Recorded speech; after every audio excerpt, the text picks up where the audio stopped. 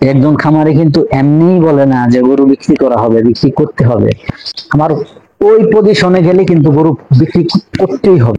কুল্লু নাফসিন যায়কাতুল মউত, মৃত্যুর স্বাদ সকল প্রাণীর গ্রহণ করতে হবে। আসসালামু আলাইকুম ওয়া রাহমাতুল্লাহি ওয়া বারাকাতুহু। প্রিয় দর্শক, যে যেখান থেকে ভিডিও দেখছেন সকলকে জানাই আন্তরিক ধন্যবাদ এবং মুবারকবাদ। আশা করি সকলে ভালো আছেন। আলহামদুলিল্লাহ। আলহামদুলিল্লাহ এগ্রো চ্যানেলে সকলকে আন্তরিক ধন্যবাদ এবং মোবারকবাদ জানাচ্ছি। খুবই ভারাক্রান্ত মন নিয়ে দু একটি কথা বলার জন্য আমি আমার খামারে উপস্থিত হয়ে গেছি।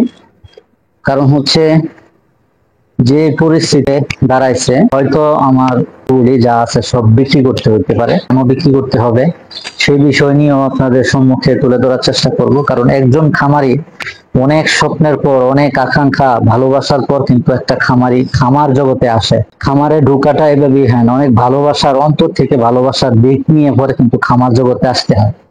আসলে আমি কেন এই কথাগুলি আপনাদের সম্মুখে তুলে ধরবো, সে বিষয়ে যদি পুরোপুরি ভিডিও না দেখেন তাহলে কিন্তু বুঝতে পারবেন। আশা করি প্রথম থেকে শেষ পর্যন্ত ভিডিওটি দেখবেন ইনশাআল্লাহ। আমি যেখানে দাঁড়িয়ে আছি, 10 বছর পূর্বে থেকে আমি খামার জগতে আছি। তবে এত বড় পরিসরে ছিল না, অল্প পরিসরে ছিল। 5 থেকে 7টা এরকম গরু লালন পালন করতাম, দেশি গরু লালন পালন করতাম। দেশি থেকে আস্তে আস্তে ক্রস ব্রিডের ষাঁড় নিয়ে কাজ করতাম, একটা গাভী নিয়ে কাজ করতাম। এখন কিন্তু আমি সবগুলা এখানে যা আছে সবগুলোই কিন্তু গাভী এবং বকনা। প্রতিনিয়ত আপনাদেরকে মূল্যবান তথ্য দেওয়ার জন্য প্রতিনিয়ত কিন্তু হাজির হয়ে যায়। অনেকদিন আগে থেকে আমার এই পরিকল্পনা ছিল। একটা মানুষের কিন্তু এভাবেই পরিকল্পনা হয় না, একটা দিক থাকে। যে কোনো ব্যবসার ক্ষেত্রে একটা দিক থাকে। আমার কিন্তু এটার মধ্যে সবচেয়ে বেশি দিক ছিল, সবচেয়ে বেশি চিন্তা ছিল যে আমি কবে এই গরুর খামার দিতে পারবো। যখন অল্প পরিসরে ছিল তখন কিন্তু আমি অন্য অন্য কাজও করেছিলাম। আমি ছোট কাল থেকে পড়ালেখা যখন শেষ করছি, বলছে ওইভাবে আমি পড়ালেখা করতে পারিনি। যতটুকু পড়ছি, বিভিন্ন জায়গায় চাকরি বাকরির জন্য গিয়েছিলাম, কিন্তু মাত্র 1 মাসের বেশি আমি থাকতে পারিনি। কারণ হচ্ছে, জন্য আমাকে একটা নির্দেশ দিব, একটা ফরমাইশ দিব, আমার কাছে এটা ভালো লাগে না। সেই জন্য মনে মনে একটা ধারণা ছিল, অনেক আগে থেকে, ছোট কাল থেকে ধারণা ছিল যে আমি এই গরুর বুবা প্রাণী নিয়ে কাজ করব, এই গরুর খামার নিয়ে কাজ করব, গরু নিয়ে কাজ করব। খুবই আমার ভালোবাসার জিনিস ছিল এইগুলি, এবং ছাগল নিয়ে কাজ করব। আস্তে আস্তে আল্লাহ তাআলা এই পর্যন্ত নিয়ে আসছে। একজন খামারি যখন মন ভেঙে যায়, তারপরেও কিন্তু সে চেষ্টা করে এখান থেকে দাঁড়াতে। সে কি করে, একটা কথাই আছে যে কোন জায়গার মধ্যে যদি দাঁড়ানোর জায়গা হয় তাহলে কিন্তু বসার জায়গা হয়, আর যদি বসার জায়গা হয়ে যায় তাহলে কিন্তু সে শোয়ার জায়গা তৈরি করতে পারে। দীর্ঘদিন যাবৎ খাটতেছি, পরিশ্রম করতেছি, হয়তো সফলতা আসবে, কিন্তু যেই পরিস্থিতির মধ্যে এখন আমি আছি সেই পরিস্থিতি কিন্তু খুবই মারাত্মক। যেহেতু আমি গাভীর সেক্টরে ঢুকছি, সেই জন্য কিন্তু মারাত্মক। আর এখানে আমি আপনাদেরকে যে বলেছিলাম কেন আমার গরুগুলি বিক্রি করতে হবে, সেটার কিন্তু কারণ আছে। একজন খামারে কিন্তু এমনিই বলে না। আমাকে তো সবসময় দেখেন কত সুন্দরভাবে লালন পালন করতেছি, তাদের শুশ্রূষা করতেছি। আমার 3.5 বিঘার মতন জমি আছে, চাষাবাদ করছি, আপনার চাষাবাদ করছি, ঘাস করছি গরুর জন্য।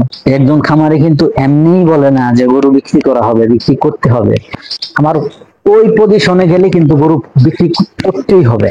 সেটা আমি আপনাদেরকে এখন বলতেছি। কিছুদিন আগে সবাই কিন্তু দেখছেন যে এই বাছুরটার লাম্পিং স্কিম হয়েছিল, সেটা শ্বাসনালীর মধ্যে পর্যন্ত হয়েছিল। পরবর্তীতে সে আর খাইতে পারে নাই, সেই অনুযায়ী কিন্তু আল্লাহ তাআলা হায়াত নাই পর্যন্ত থাকবে। মানুষও তো বড়ই মরে, বড় বুড়োই মরে না।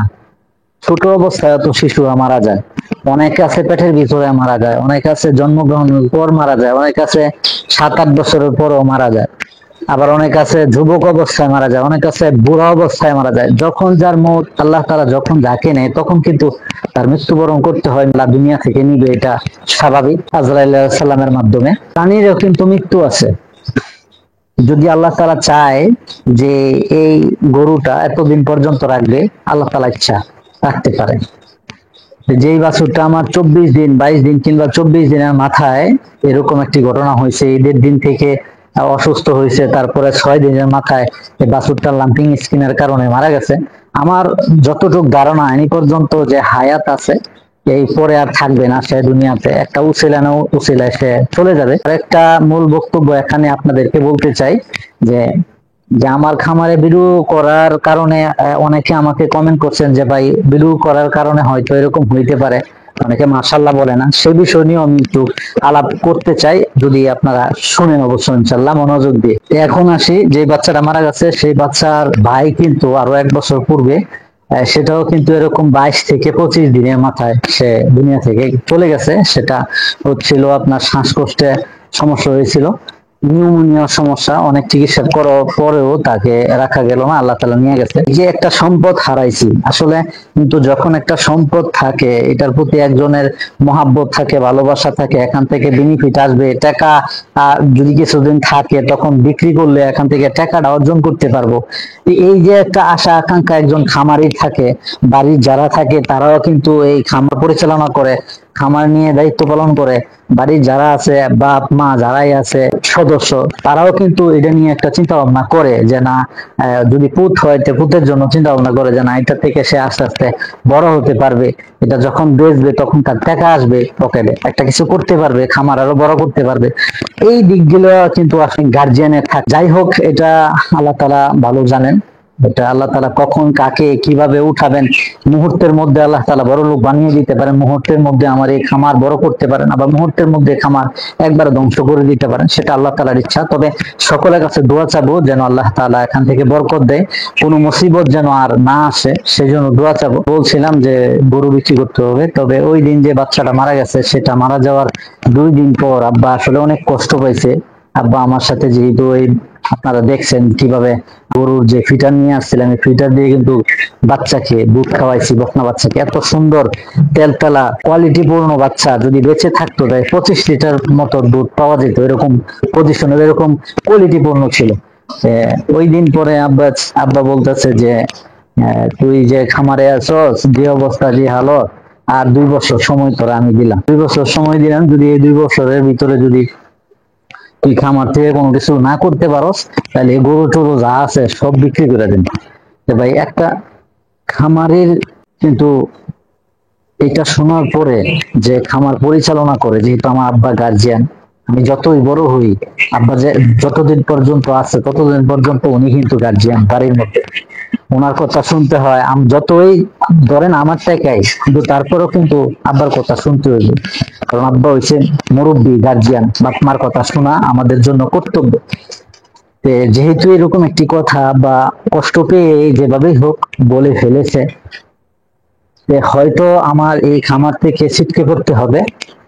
যদি এই যে 2 বছর সময় আমাকে ধার্য করেছে, যে 2 বছর সময় আমাকে দিয়েছে, এত পরিশ্রম করার পরেও, এত কিছু সাজানো গোছানো খামারটাকে, এত সাজানো গোছানো খামার করার পরেও যদি আমি সাকসেস না হতে পারি, আপনারাও কেন বলতেছি অবশ্যই আমার জন্য দোয়া করার জন্য, যে এই 2 বছরের মধ্যে যেন আমি একটা দ্বার প্রান্তে পৌঁছতে পারি। তো অনেক সময়ের ব্যাপার, এই গাভীর সেক্টরে কিন্তু মোটামুটি অনেক সময়ের ব্যাপার, সময় নিয়ে কিন্তু এই গাভীর সেক্টরে ঢুকতে হবে, যাদের অনেক টাকা আছে তারা এই গাভীর সেক্টরে ঢুকতে হবে। আব্বা যেহেতু বলছে, সেহেতু আমার হয়তো 2 বছর পরে গরু নাও থাকতে পারে। আর যদি আল্লাহ তাআলা বারাকা দান করেন, আল্লাহ তাআলা ইচ্ছা পোষণ করেন যে এই বান্দাকে আমি এই গাভী দিয়ে, এই গরু দিয়ে আমি উঠাই দেব, সেটা আল্লাহ তাআলার ইচ্ছা। কারণ আমি আল্লাহ তাআলা 3টা মেয়ে দিচ্ছেন, তাদেরকে নিয়ে তো চলতে হবে। হাতও তো অসুস্থ যে আমি কৃষি কাজ করবো, ওইভাবে কোদাল ধরতে পারি না। আমি খামার আছে আর বাড়িউরি আমার সাথে কাজ করতেছে, সেই খামারটা পরিচালনা করতেছে। এই দুঃখগুলি আপনাদের সম্মুখে তুলে ধরলাম এই কারণে যে আমি দোয়া চাই যেন এই 2 বছরের ভিতরে যেন আল্লাহ তাআলা একটা সফলতার মুখ আমার বাপ মাকে দেখায়, যে আমি এখান থেকে কোনো কিছু করতে পারতেছি। আমার তো সম্ভব না, আমার করা সম্ভব না, একমাত্র আল্লাহ তাআলা করে দিতে পারে। পরও আমি চেষ্টা চালিয়ে যাচ্ছি, দেখা যাক কতটুকু হয়। আজকের ভিডিওটা আমি কথাগুলোই বলার চেষ্টা করতেছি যে যখন একজন খামারি বড় হতে চায় আস্তে আস্তে ধীরে ধীরে, তখন কিন্তু অনেক অনেক বালা মুসিবত আসবে, অনেক বাধা আসবে।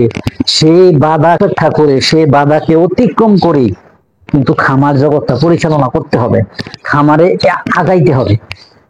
যদি 2 বছর মধ্যে কিছু না করতে পারে তাহলে হয়তো এরকম হইতে পারে।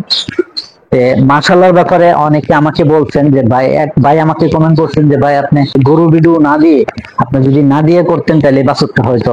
আসলে এই কথাটা আমি বলতে চাই, আমি 4,500 অডিয়েন্স যারা আমার ভালোবাসার মানুষ আছেন, আমি সবাইকে ভালোবাসি, যারা আমার ভিডিওগুলি দেখে থাকেন প্রতিনিয়ত, এই অডিয়েন্স 4,500 বন্ধু বান্ধব ভালোবাসার মানুষ আপনারা দেখছেন। দেখার মধ্যে 100 উপরে আপনারা কমেন্ট করছেন।